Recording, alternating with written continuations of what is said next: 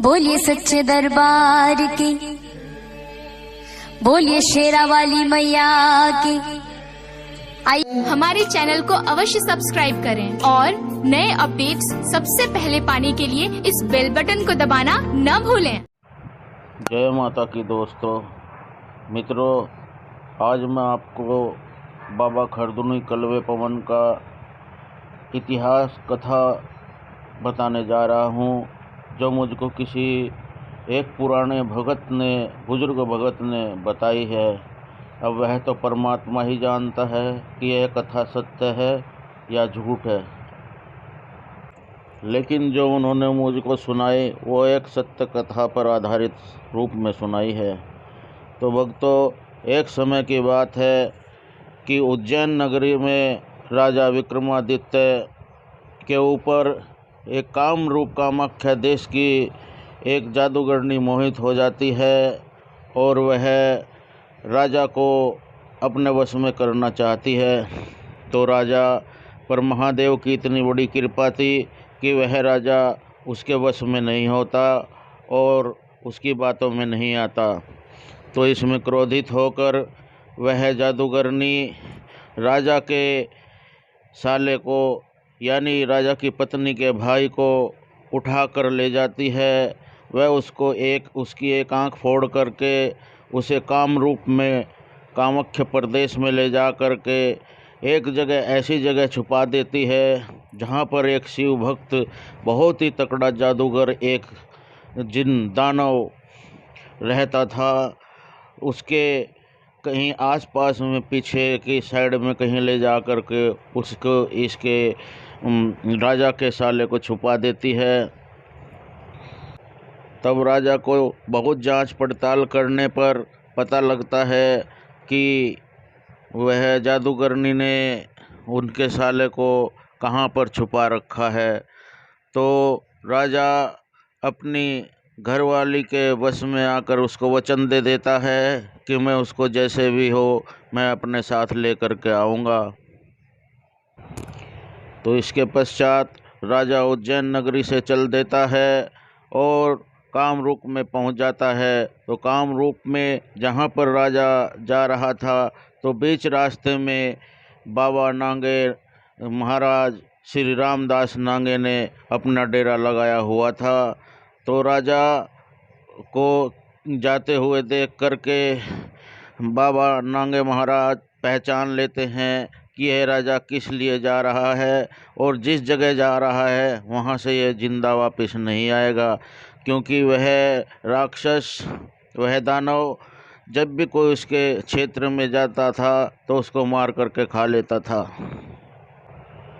तो तब राजा को जाते हुए देखकर नांगे महाराज ने रोक करके उनसे सारी बात पूछी और उनको उस राक्षस को दानव को अपने कब्जे में अपने वश में करने के लिए एक विद्या बताई और कहा कि तुम इसे अपने वश में कर करके मेरे पास ले कर के आओगे, तब मैं इसे अपनी विद्या से अपने तंत्र मंत्र से अपने कब्जे में कर लूँगा।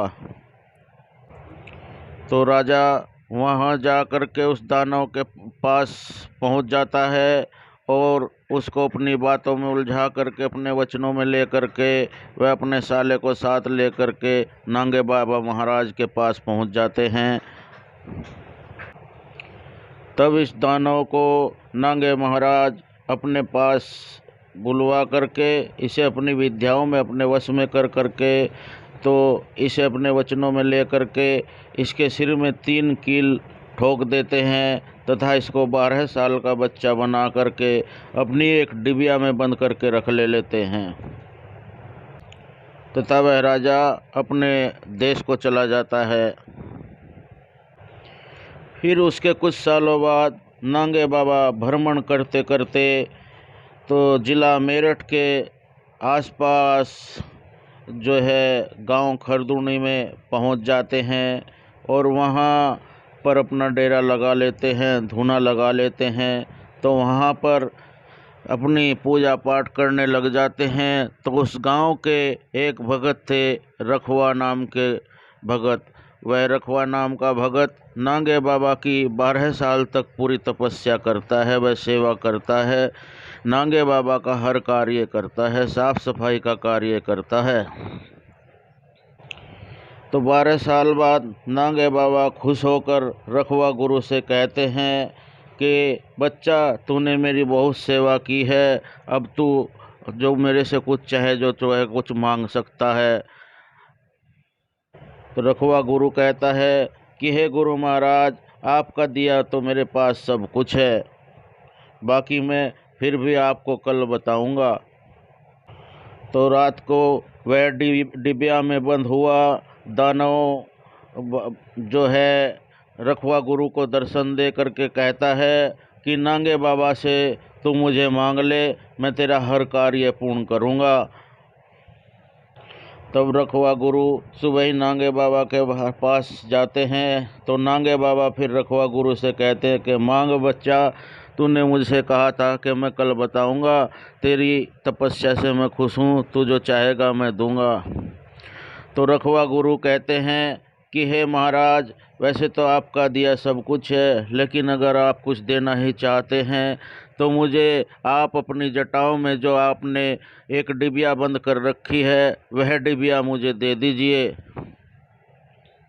तो नांगे महाराज कहते हैं कि बेटा, ये डिबिया तो मैं तुझे नहीं दे सकता, लेकिन रखवा गुरु अपनी जिद पर अड़ जाते हैं कि अगर बाबा देना ही चाहते हैं तो आप मुझे वह डिबिया दीजिए।